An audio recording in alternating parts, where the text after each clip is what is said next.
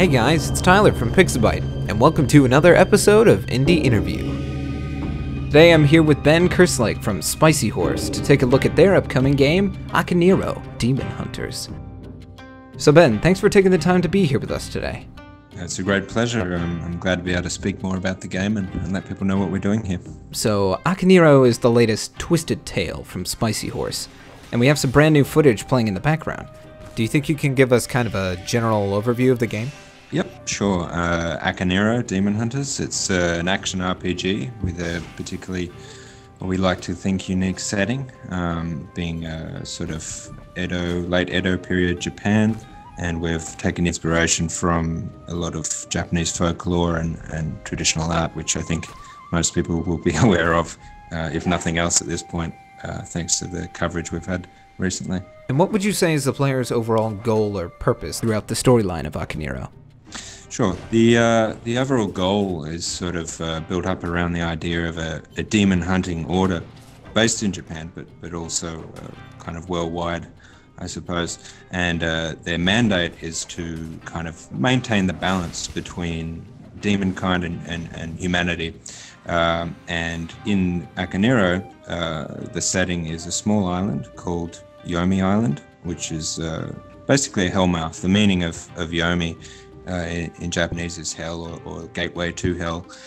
So we're setting it right at that gateway, and where there's this trickle through of sort of demonic influence in the form of our Japanese demons called yokai. So the player's goal overall is to first travel to that island and scout for the order, sort of ascertain the nature and seriousness of that threat, and then report back, but also take action.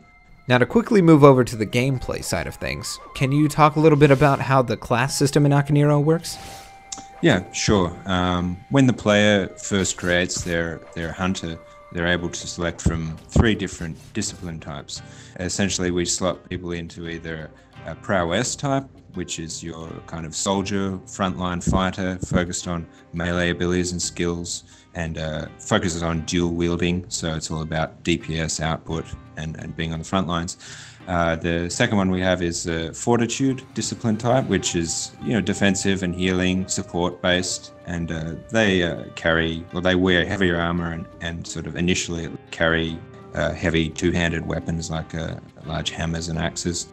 And then finally, we have the cunning discipline type, which is sort of stealth and traps and tricks and just, subterfuge.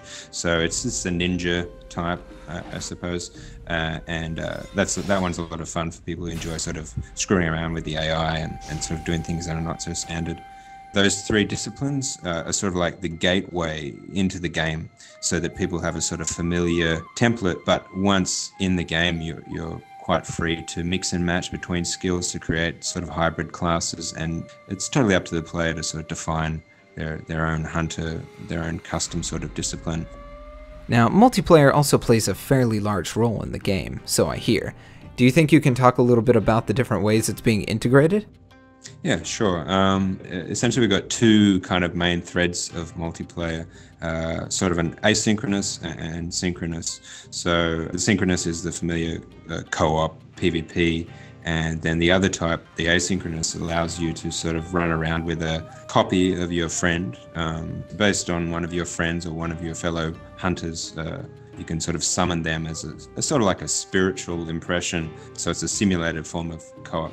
And the reason we have that is just so that, although you can play, live with your friends, or will be able to, you're not forced to. So like if you prefer just to have a buddy that's AI, or perhaps, your friend's not available to play for whatever reason, then you can still play. So during our closed beta, we'll be offering the asynchronous multiplayer, and we'll be internally testing the PvP and full co-op. And I expect that to be like in a sort of second wave of beta, we'll release that. So, how did Akaneiro originally start out? It's interesting. It has been through a few different sort of incarnations, I suppose. It started as a strong sort of idea built around Americans' concept of a Red Riding Hood folktale with a sort of, the usual darker twist. And then the Japanese setting was injected into that. But I think from that idea, the themes that we see that are kind of present in the game, that meeting of East and West is a big part of what drives it along. You have the the Western folklore inspired characters becoming these demon hunters in a Japanese setting, so it's just really interesting. And what platforms will Akaneiro be released on? So initially the closed beta will certainly be web and possibly PC client as well. I would like to also, get the Android tablet version available during closed beta so that we can run that sort of cross-platform user-based test. So that would be the initial goal. PC, Mac, Android tablet. So yeah, we're looking for a few platforms, and I don't really want to rule anything out either. Great. Well, Ben, it's been a pleasure talking to you. Thanks again for taking the time to be here with us today. No problem at all.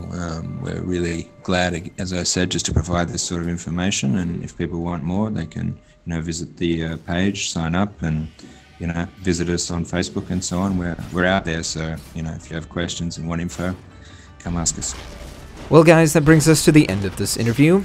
But if you'd like to know more about Akaneiro, or you're interested in signing up for their beta, be sure to check out the official site at angryred.com. Until next time, guys, thanks for watching.